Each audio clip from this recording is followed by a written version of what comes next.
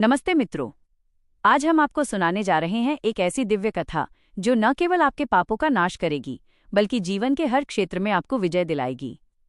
ये कथा है फाल्गुन मास के कृष्ण पक्ष की विजया एकादशी की।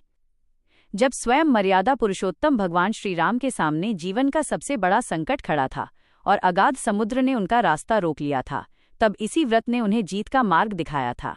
आइए श्रद्धा के साथ सुनते हैं विजया एकादशी की यह पावन व्रत कथा। धर्मराज युधिष्ठिर ने एक बार भगवान श्री कृष्ण से पूछा, हे जनार्दन, फाल्गुन मास के कृष्ण पक्ष की एकादशी का क्या महत्व है? इसका नाम क्या है और इसकी विधि क्या है? कृपा करके मुझे विस्तार से बताएं। भगवान श्री कृष्ण मुस्कुराए और बोले, हे कुंती पुत्र, इस एकादशी का नाम विजया एकादशी है। जैसा इसका नाम है वैसा ही इसका फल है। ये भक्त को हर कठिन परिस्थिति में विजय दिलाती है। इस व्रत की महिमा स्वयं ब्रह्मा जी ने नारद मुनि को सुनाई थी, जो मैं आज तुम्हें सुना रहा हूँ।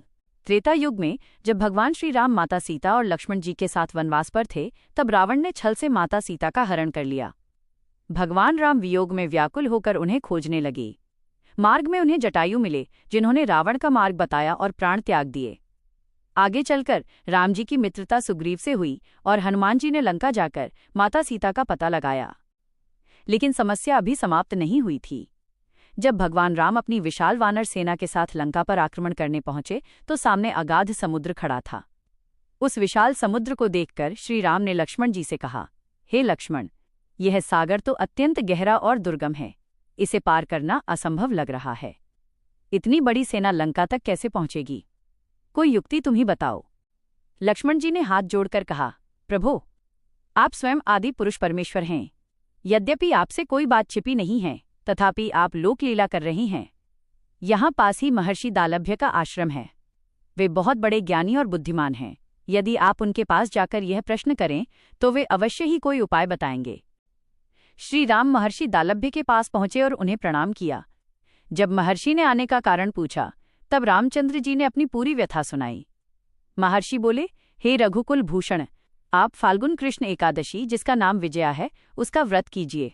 आपका मनोरथ अवश्य ही पूर्ण होगा और लंका में आपकी विजय होगी। मुनि ने व्रत की विधि बताते हुए कहा, दशमी के दिन सोना, चांदी, तांबा अथवा मिट्टी का एक घड़ा लेकर कलश स्थापित करें। उसमें जल और आम के पल्लव रखें।